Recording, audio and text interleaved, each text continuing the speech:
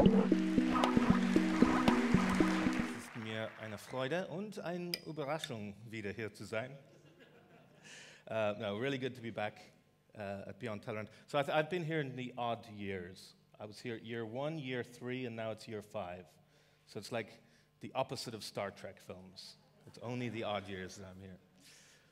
Today, what I'd like to do is I'd like to change your mind.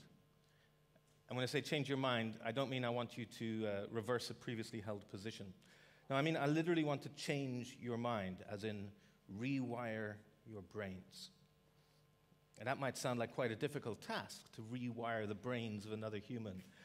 But the truth is, we rewire our brains all the time, right? When you see something, and once you've been shown it, you can't unsee it, well, that's because you've had your mind changed, your brain has been rewired. Like the first time someone shows you the arrow in the FedEx logo, right? Between the E and the X, and then every time you see the FedEx logo, all you see is the arrow, right? You can't unsee that. You've all seen the arrow, right? Okay, good, right? Yeah. Or the Toblerone logo, you guys familiar with this? Who sees the bear in the Toblerone? About half the room.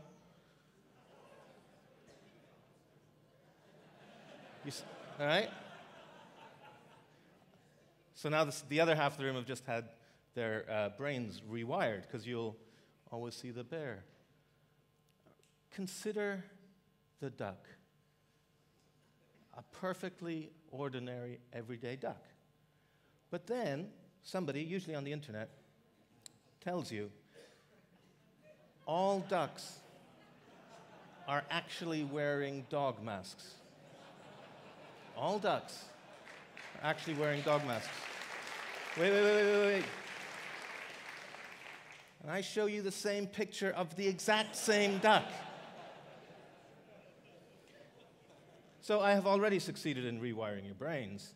But these are all very trivial examples, right, of having your brain rewired. There's much more important examples we've seen throughout history, like Copernicus and Galileo, with their heliocentric model of the solar system, rather than the geocentric model, and that changed our understanding of our place in the universe. And what's interesting about these kind of brain rewiring fundamental shifts is that nothing actually changes in the world itself, right? The Earth always orbited around the sun, not the other way around. And yet, after Copernicus and Galileo, everything changed, because our understanding of our place in the universe changed. Or when Charles Darwin finally published his beautiful theory of evolution by natural selection, again, nothing actually changed in the natural world. Natural selection had been going on for millennia, and yet everything changed, because our understanding of our place in the natural world changed with Darwin. I love this, by the way. This is a page from Darwin's sketchbook. It's one of my favorite sketches of all time, where you literally see the idea forming in the sketch he made. What it reminds me of is this. This is another paper. This one sits behind a glass case in CERN. Information Management, a Proposal. This is by Tim Berners-Lee. And this would go on to become the World Wide Web. This was something you had to present to a supervisor, Mike Sendall. And you can see what Mike Sendall wrote at the top. He wrote, vague but exciting. Right? Gave the web its go-ahead. And in a way, what Tim Berners-Lee had to do then, it wasn't enough to just invent, HTTP and HTML and URLs. He had to convince people that this was a good way of managing information. He had to rewire people's brains. This idea of this network that has no center, where anybody can add a new node to the network, that requires some fundamental shifts. And the idea that anybody could access it. You didn't need a particular computer, a particular operating system, that this would be for everyone. Right? We had to rewire our brains to get that, to understand this decentralization. And then comes the problem of developing for this new medium. How do we get our heads around it? Well, at first, we kind of don't. At first, what we do is we take what we already know from the previous medium and apply it. Does anyone remember this book? Oh, yeah, okay, we're showing our age now. Creating Killer Websites by David Siegel. It's an old book. This was the guy who came up with the idea of using the 1 pixel by 1 pixel spacer GIF, right, and giving it different dimensions, tables for layout, right? All these hacks that we used to do to design for the web. They were hacks, but they were necessary hacks because we didn't have any other way of doing it until web standards came along. But fundamentally, our idea of design was, how do we make it look as good as the printed page? How do we make it look as good as what we're used to from magazines, from designing for print? And of course, when you compare the web on that metric, especially 20 years ago, the web seemed woeful, right? 216 colors, one font. It seemed pretty hard to create killer websites. But people, even back then, were making the point that this isn't the way to go around it. That what we should do is truly rewire our brains and accept the web for what it is. John Alsop wrote 15 years ago, he wrote an article, A Tao of Web Design. Who's read A Tao of Web Design by John Alsop? You are my people. The rest of you, please read A Tao of Web Design by John Alsop. It's wonderful, and what makes it wonderful, partly, is the fact that it's still so relevant. I mean, you can't say that about many articles about the web that are 15 years old, that they're more relevant today than the day they were written. Because essentially what he's arguing for is that we accept the web as the web. We embrace flexibility and ubiquity, embrace that unknown nature of the web, rather than trying to fight it, rather than trying to treat it like the medium that came before, right? As if it's a poor second cousin to print. But John pointed out that this isn't new. This always happens. What happens is a new medium comes along, and what we initially do is we take on the tropes of the medium that came before. So when radio came along, people did theater on the radio. And then when television came along, they did radio, but on television. And in each case, it took a while for each new medium to develop its own vocabulary. Scott McCloud talked about this very same thing in his great book, Understanding Comics. Different medium, but he noticed the same trend. We take what we know from the medium before and then apply it to this new medium before we really get our heads around it, before we change our minds, rewire our brains. And when I look back at the history of design and development on the web, I think the brain rewiring started to happen because of this group, the Web Standards Project. And when we think of the work of the Web Standards Project today, we think of their work in convincing browser makers to support the standards, right? Lobbying Internet Explorer and Netscape to support things like CSS. But that was only half their work. The other half of the work of the Web Standards Project was convincing us, designers and developers, to embrace the web, to use web standards, right? Like people like Jeffrey Zeldman writing books like this. I mean, I've met people who say that this book changed their minds, right? It rewired their brains. They weren't the same person after reading this book as they were before. I guess the central message that the Web Standards Project, Jeffrey Zeldman, all these standardistas were getting across back then was trying to get away from this idea that your presentation and your structure would be all glommed together in HTML and separate it out, and that we could do that using web standards like CSS. And so that we could allow HTML to be HTML and be used for structuring content, and allow CSS to be used for presentation. Now, it's all very well to read this or have someone tell you this, but to truly have your mind changed and to get that light bulb moment, I think there's one website that did that, and it was Dave's website, the CSS and Garden, right? I mean, this was a machine for rewiring brains. Like, I'd heard, yeah, okay, separation of presentation and structure, I get it. But then when you're looking through it, you go, whoa, this is actually the same HTML with different CSS, and the design could change that much.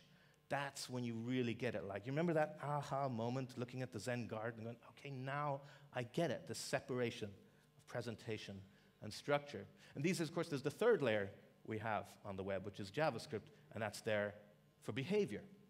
Structure, presentation, behavior. That's the broad idea behind progressive enhancement, that we have these three layers of building, one on top of the other. And I usually illustrate this with the upper back torso of my friend Lynn, because she's really into web standards and this awesome tattoo that we have: structure, HTML, presentation, CSS, and behavior, JavaScript. And what this reminds me of is something I remember reading from the world of architecture. There's a book called How Buildings Learn by Stuart Brand, really good book. And he talks about this concept of shearing layers or paste layers, that buildings themselves have different layers that they built upon that move at different paces, at different time scales. So the site of a building is on the geological time scale. It shouldn't really change at all. The structure is also a fairly long-lasting thing. And then we build up. We build the walls, we build the rooms. And within the rooms, you can move stuff around on a daily basis, but you're not going to change the underlying structure very often, maybe a century or two, right? And I think this is useful for thinking about the web. I mean, on the web, I guess our site would be our URLs, the thing that shouldn't change, right? Cool URLs don't change. And then on top of that, we get our structure with HTML. That's what it's there for. And there's something in the design of HTML that it's really powerful. And it seems really simple, but actually it's incredibly powerful. And that's this fault-tolerant nature of HTML. It's designed to be fault-tolerant.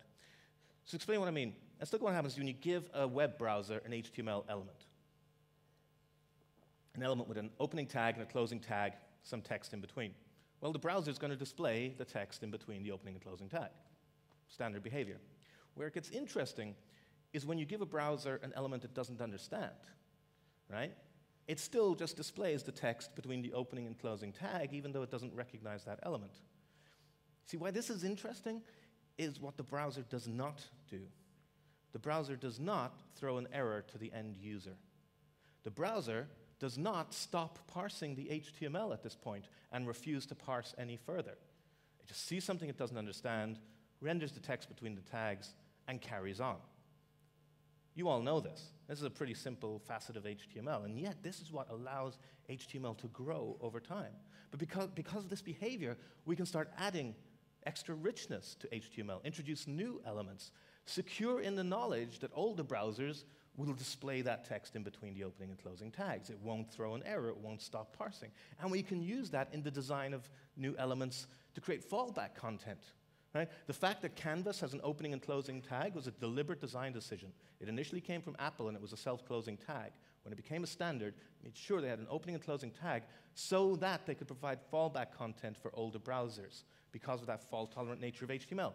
Browser sees something it doesn't understand, it just renders what's in between the opening and closing tags. We get it with Canvas, we get it with video, we get it with audio, right? Now we get it with picture.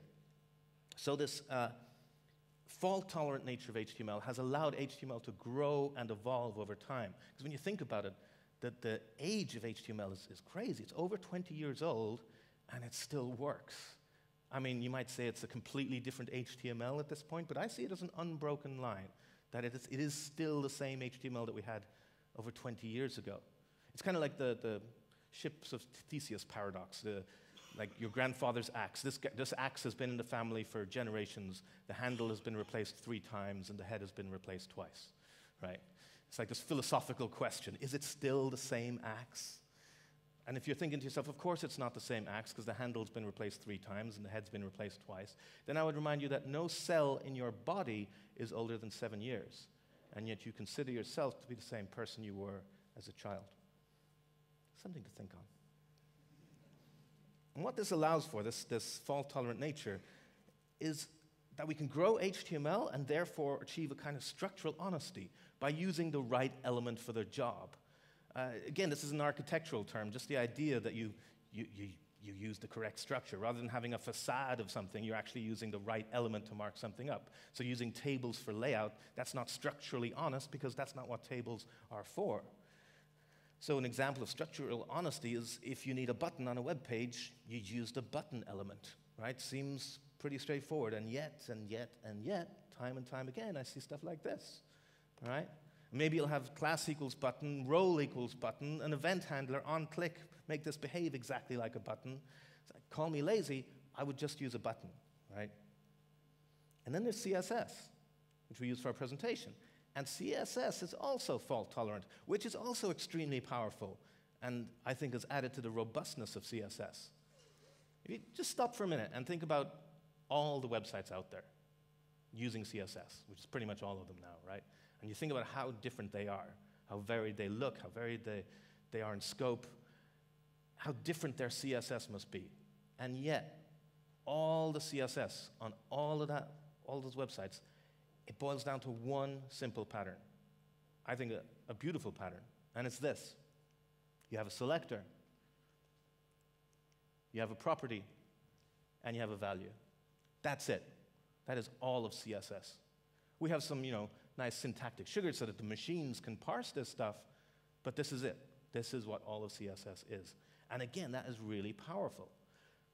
And what's powerful about it is the fault-tolerant behavior. Here's what happens if you give a web browser a selector it doesn't understand. It just doesn't parse whatever is in between the opening and closing curly braces. Again, what's interesting here is what the browser doesn't do. It does not throw an error to the end user. It does not stop parsing the CSS at this point and refuse to parse any further. Likewise, you give it a property it doesn't understand, it just ignores that line. Same with a value. Give it a value it doesn't understand, it ignores that line, moves on to the next one. And that's really powerful. That means as new features start to arrive, we can start to use them straight away, even if they aren't universally supported. Because what's going to happen in the older browsers? Nothing. And that's absolutely fine. So we get a kind of a material honesty of using the right CSS for the job, in the same way we get structural honesty with CSS.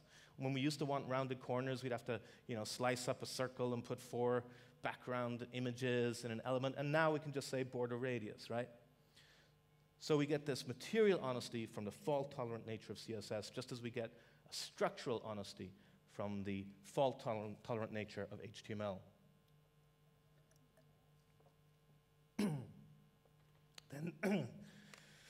Then there's, excuse me, JavaScript.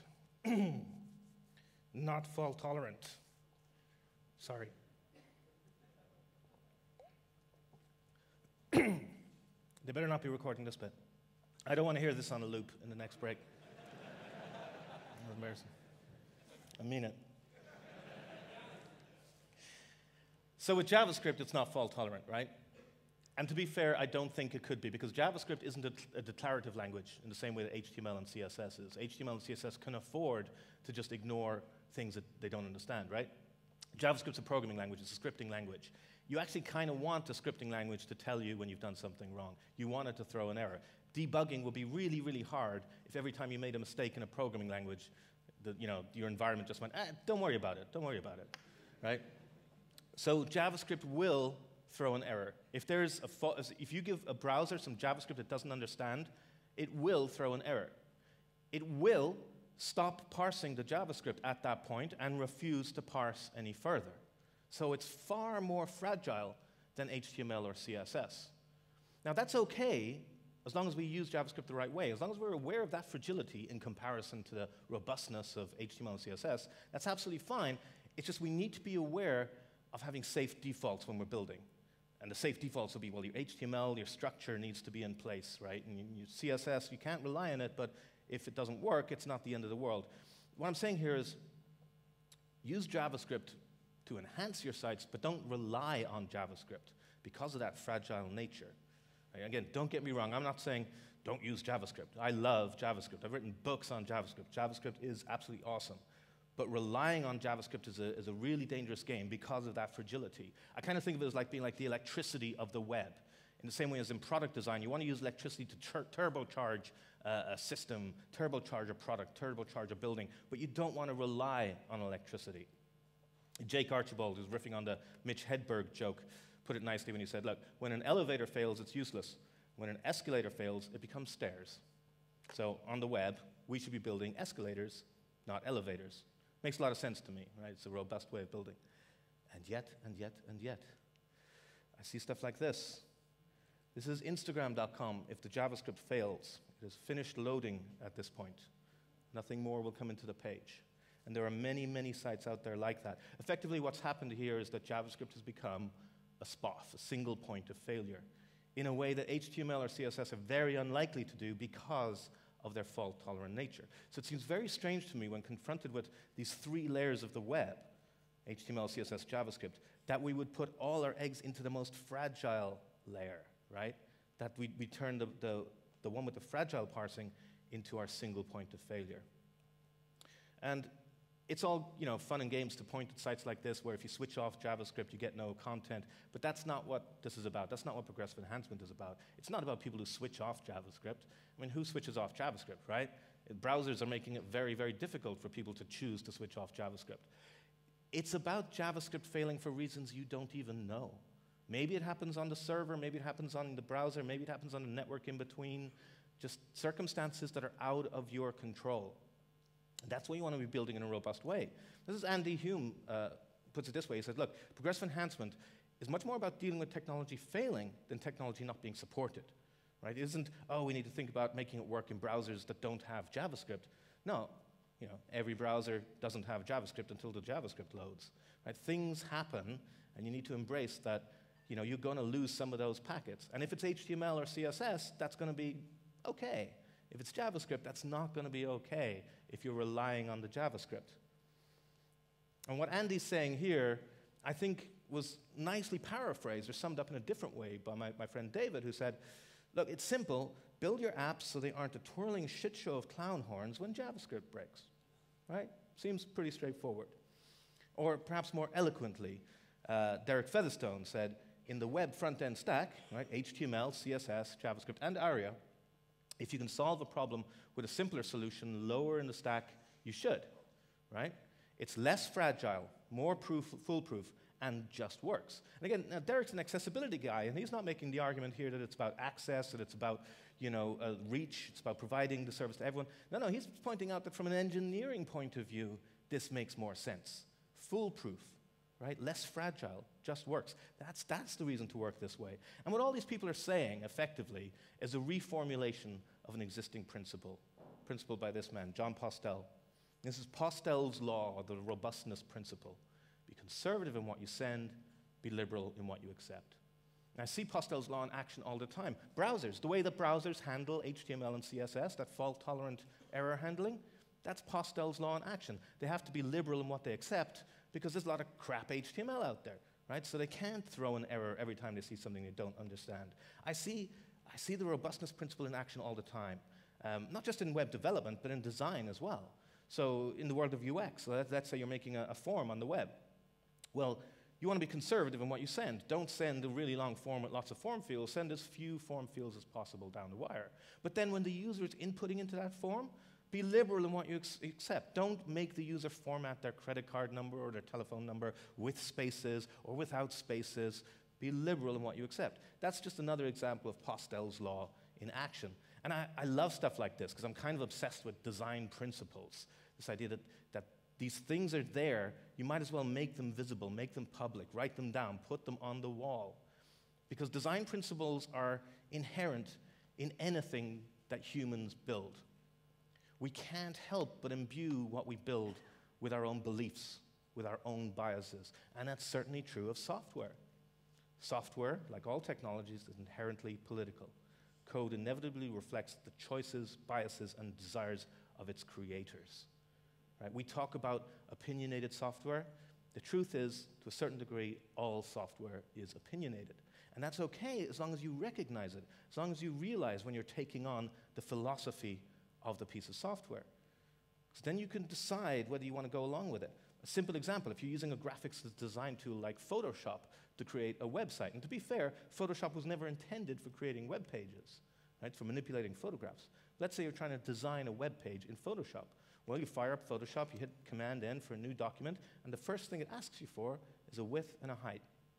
Right? A very fundamental design decision that maybe you're not even conscious of making so early on in the process.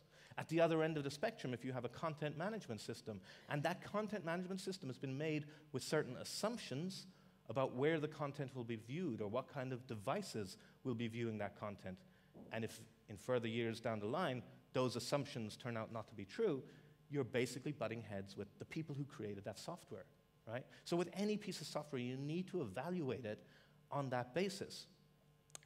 If you're choosing a framework, a front-end library or something, there's all these different things to evaluate. What's the file size? What's the browser support? What's the community like?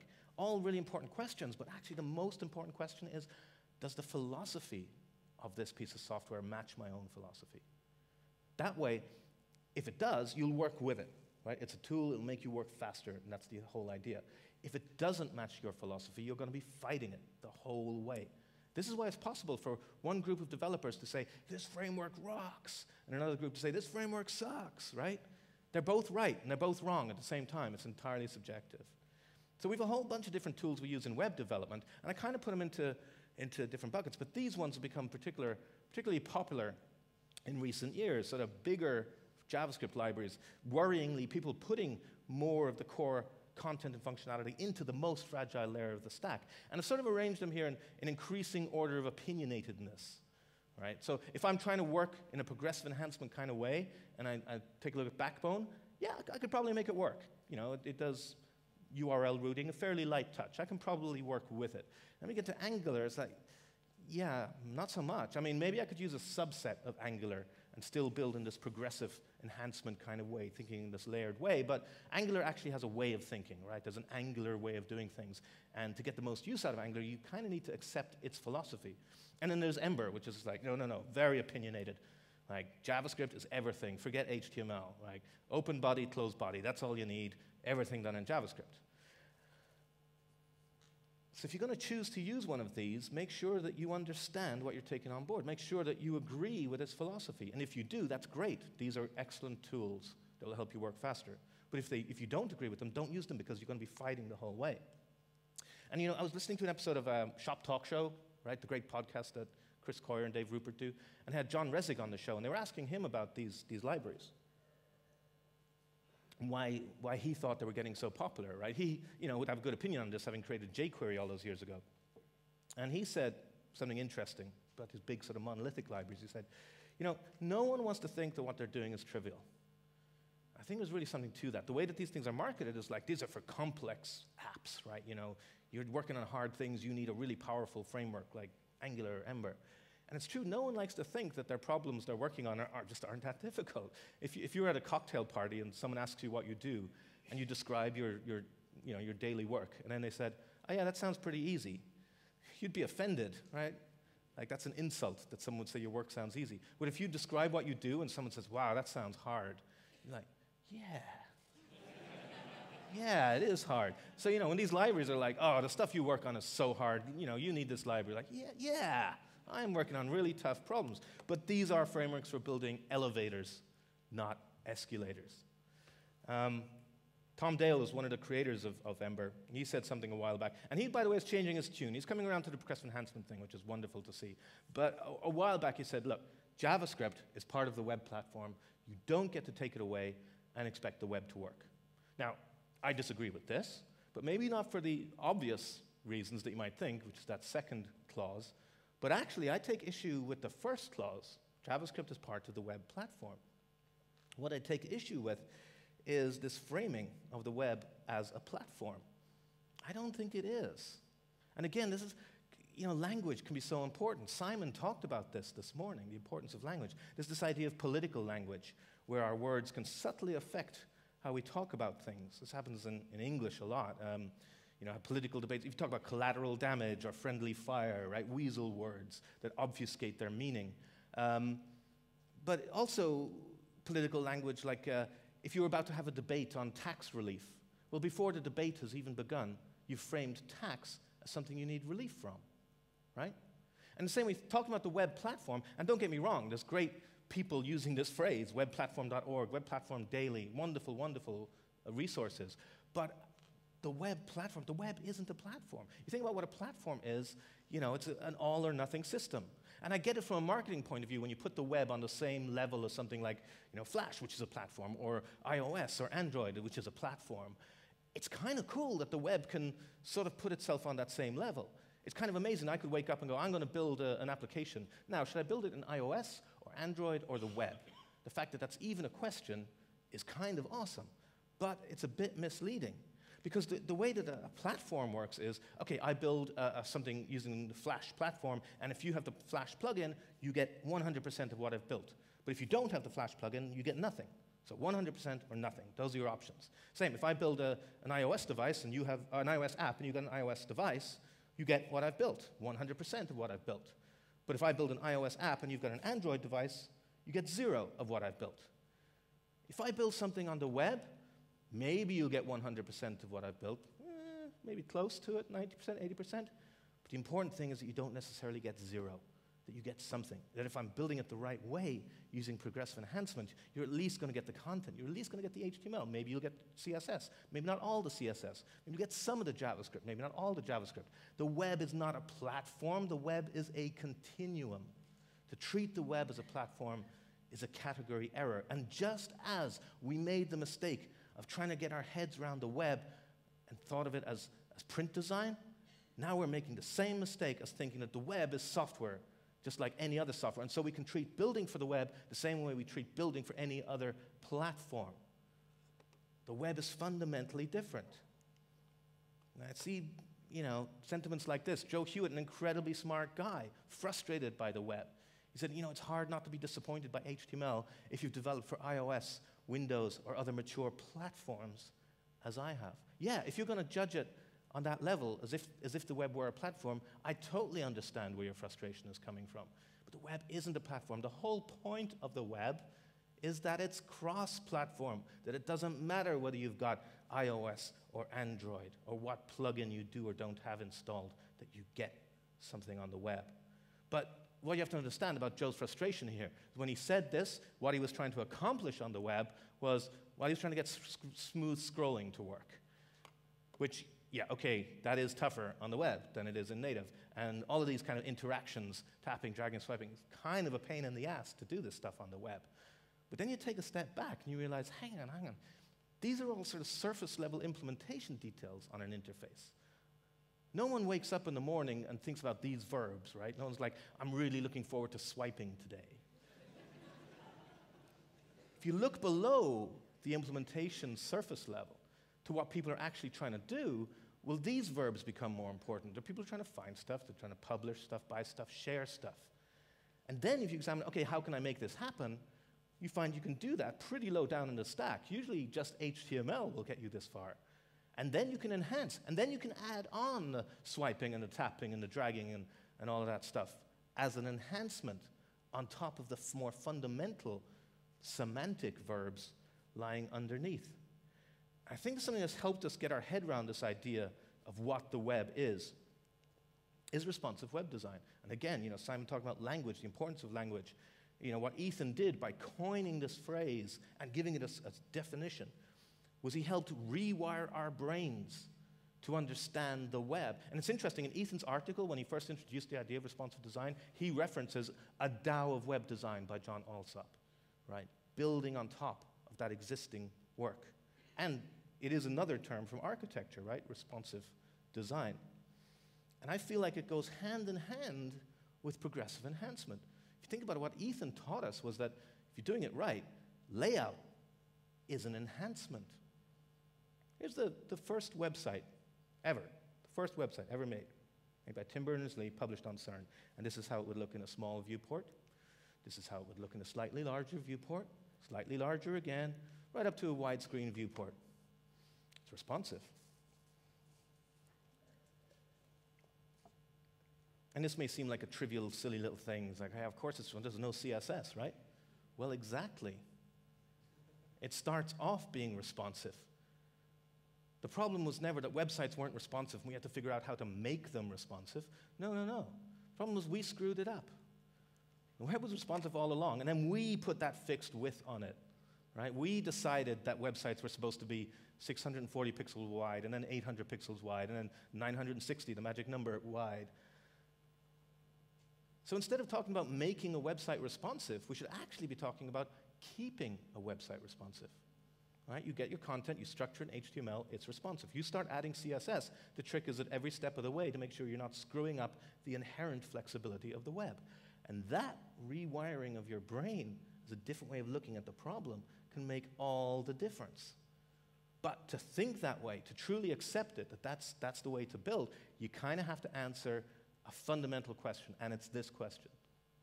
Do websites need to look exactly the same in every browser? And I'm pretty sure at this point, we all know the answer. If you don't know the answer, you can find out by going to the URL, do websites need to look exactly the same in every browser.com, built by Dan Cederholm, where you can see the answer, which is no.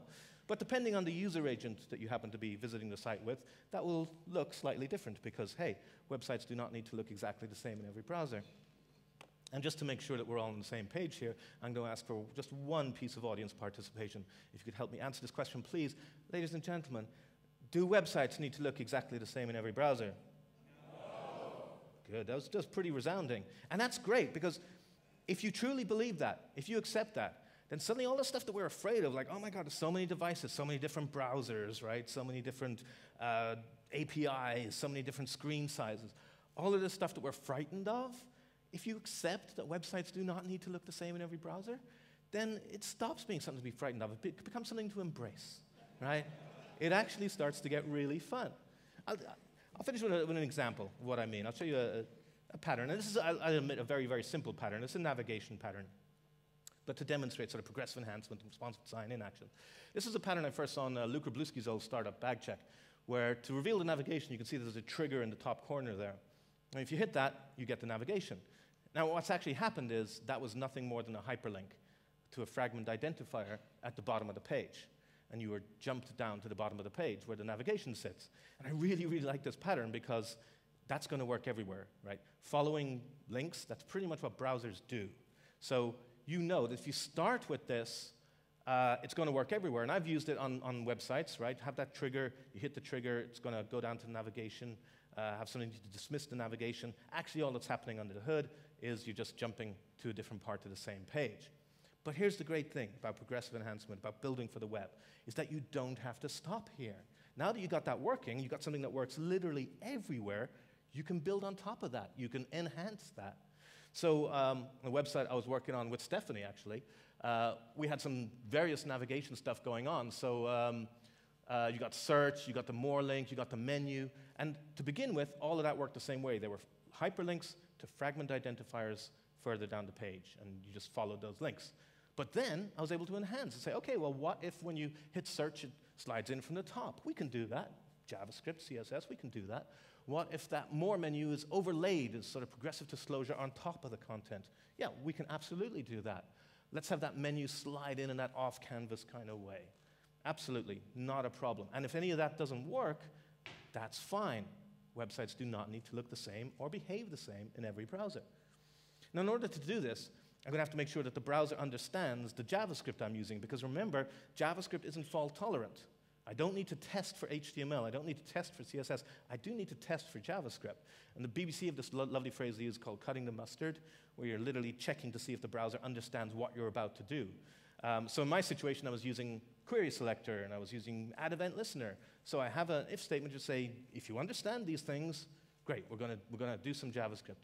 And that's it. There's two interesting things to notice about this pseudocode here. One is I am detecting features. I am not detecting browsers. I am not looking at a browser user agent string. And after listening to PPK, I think you understand why, right? It's a mug's game. Just don't. The other interesting thing here is that there is no else statement, right? If the browser understands these features, it gets these features. If it doesn't, it doesn't. Why? Because websites don't need to look the same in every browser. I'm not going to spend my time making an older browser understand something it doesn't understand natively, right? I'll give you an example. Let's say I'm using media queries, as I am. It's a responsive design, and I'm building it the right way, so I've got my usual styles outside the media queries, and then I put all my layout styles inside media queries. Well, some older browsers, like Internet Explorer 8 or 7, they're not going to understand those styles because they don't support media queries. So what do I do about those styles inside the media queries? What do I do about Internet Explorer 8 and 7? Nothing. It's perfectly fine. The content's well structured, right? It can stand on its own. Layout is an enhancement. I don't need to make Internet Explorer 8 understand media queries. Now, let me check just once again. Do websites need to look exactly the same in every browser? No. Good. Marketing.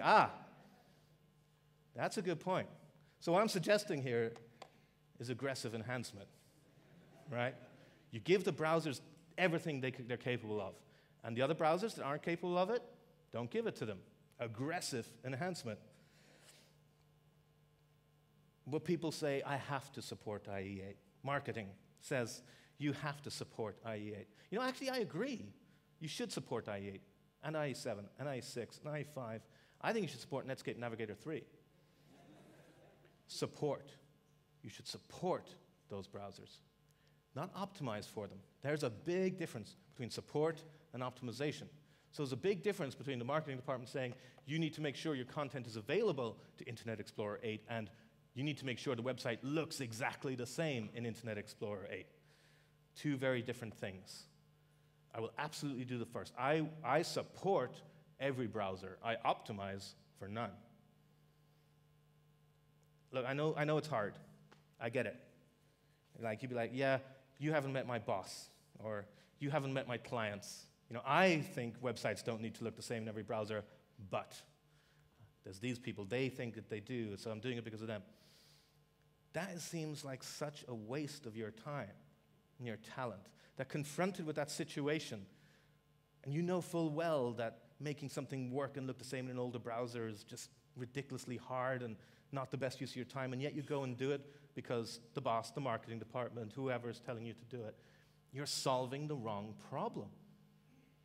If you are making a site look the same in Internet Explorer 6 as it does in Chrome 30 jillion or whatever it is now, then you're solving the wrong problem. The real problem to be solved is changing the mind of the person who thinks the website needs to look the same in both those browsers.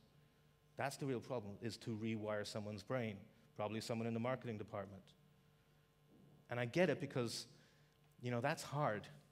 Technology is kind of easy, right? Give me a problem I'm going to solve with HTML and JavaScript, CSS, some code.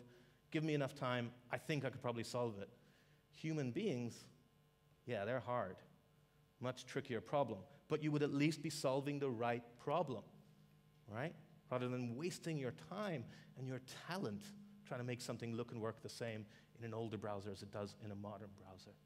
But I do get it because it seems impossible to convince someone like that, right? And yet things do change. It seemed impossible when the Web Standards Project was trying to convince browsers to support standards and convince us to use standards. Why would we switch from using tables for layout? We knew how to do that, right? It was never going to happen, and it happened. So it is possible. People can change. And there's a certain irony in this approach of progressive enhancement, is that you are, you know, making sure that things are going to work further down the line as well in devices that you can't predict. The irony here is that the best way of being future-friendly is to be backwards compatible. And there's this idea that progressive enhancement was maybe, well, it made sense 10 years ago, but, you know, it's an idea of the past. It's a different web now. We've moved on. No. Progressive enhancement is the one idea that has stood the test of time so well, right? It's a technology of the future. It's not a technology, but a way of thinking for the future, right? Today, we're thinking about screens still. What about interfaces that don't even use screens? That's when you really have to think about your structured content first, right? Or what about if the network isn't available? This whole idea of offline first. What if we start thinking about the network itself as an enhancement? Again, this way of thinking, progressive enhancement, that will stand you in good stead. You know what's funny is I showed you the first website ever made, but I showed it to you in a modern web browser. And straight away, when you stop and think about that, that's kind of amazing, right? I showed you a website that's over 20 years old, and it still worked in a modern browser. This is what it would have looked like at the time, right? This is the kind of browser that was around, something like the line mode browser. Here's what's really amazing. If you're building your websites the right way, you could take a website that you've built today and you could look at it in a browser from 20 years ago. Kind of mind-boggling, but that's exactly the idea behind the web, that anybody could get at that this is for everyone. I saw a tweet go by and said, wow, you really don't get the momentous idea of the web until you sit next to a guy with an old Nokia and another with a brand new iPad. Now that is an idea that's worth rewiring your brains for. Thank you.